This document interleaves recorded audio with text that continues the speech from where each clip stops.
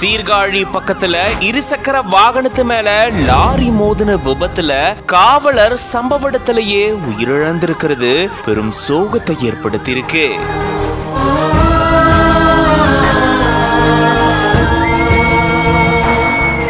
Lorry ஓட்டுநரை போலீசார் கைது செஞ்சு தீவிர விசாரணையை மேற்கொண்டுட்டு வராங்க.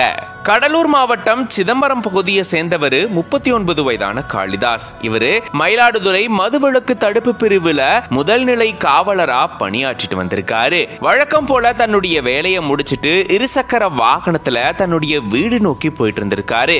மயிலாடுதுறையிலிருந்து சிதம்பரம் நோக்கி இவரு தன்னுடைய இருசக்கர வாகனத்துல போயிட்டு இருக்கும் போதுதான் ஆனந்த கூத்தன் அப்படின்ற இடத்துல 4 வழிச்சாலையில இவருடைய இருசக்கர வாகனம் வரும்போது எதிரில வந்த லாரி அதிவேகத்துல இவருடைய இருசக்கர வாகனத்து மேல மோதின விபத்துல சம்பவ இடத்திலேயே காளிதாஸ் உயிரிழந்துட்டாரு.